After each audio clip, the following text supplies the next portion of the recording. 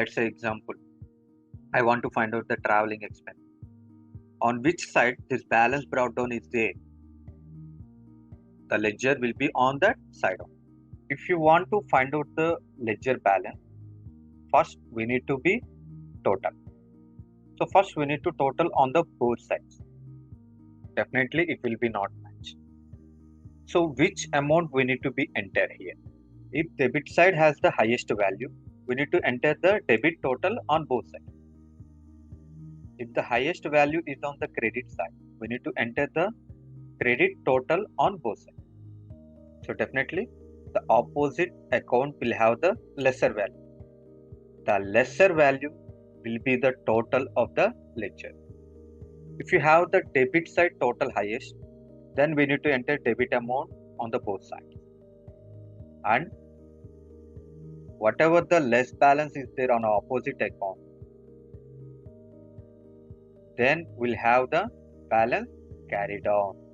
So that means it should be moved to the next day or it should be moved to the next month.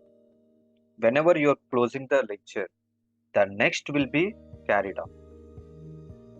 After getting the carried on, it should be transferred to the opposite side. The balance brought down is on the debit side. That means the traveling expenses have the debit balance. Usually we know that traveling expenses, that means expenditure. Expenditure always will be on debit side. And here also the same principle will be works. The balance brought down is on the debit side. So always it will be have the debit balance. It depends on the ledger accounts what you have been prepared. I'm not saying all the ledgers will have the debit. Based upon the ledgers, maybe varies. And now coming to the headlines. First will be the date. We need to enter all the transactions, but the date is a mandate because so today you have the two transactions you need to mention. But again tomorrow you'll have one more. Day after yesterday you'll have the one transaction. How can we do find out that when it has been done? So that's why the date will be there. On both sides, the date column will be there. Debit date and credit date. And the next one, particulars.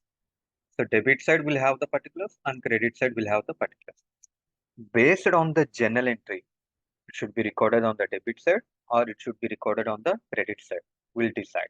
So that we can enter on that side. If you want to record on the debit side, to will be starting. If you want to record on the credit side, buy will be the start. And finally, amount on the debit side and on the credit side. So this is the headings like, and we'll record all the transactions and we'll total on the both sides. If you have the debit total highest, you need to be enter the debit on both sides. If you have the credit highest amount, we should enter the credit balance on the both sides. Then we'll get the balance carried on.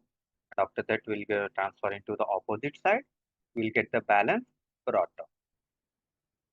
So after preparing the ledger, we'll get the final balance.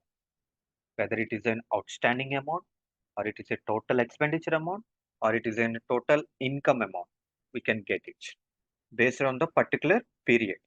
If you want for 10 days, you can prepare it. If you want for 1 month, you can prepare it. If you want for 3 months, you can prepare it. So based upon our requirement, we can prepare the ledger.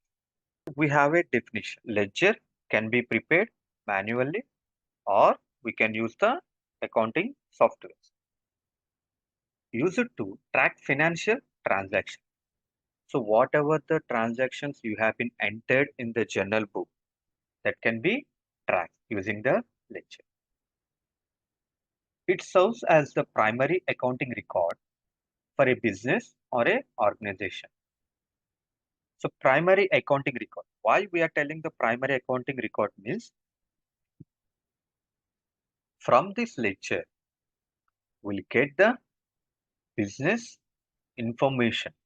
Like if you want to check for outstanding, if you want to check for total expenditure, if you want to check for total income, everything will be comes under ledger. providing a chronological and systematic account of all financial activities. One by one, we'll record all the financial activities. We'll get the total report, what we are looking for. Ledger are of two types.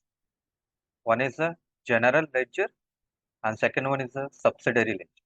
General ledger means whatever the basic ledgers we are preparing, like assets, liabilities, equities, revenues, and expenditure. All this will be comes under general ledger. The specific ledger you're looking for will comes under subsidiary ledger.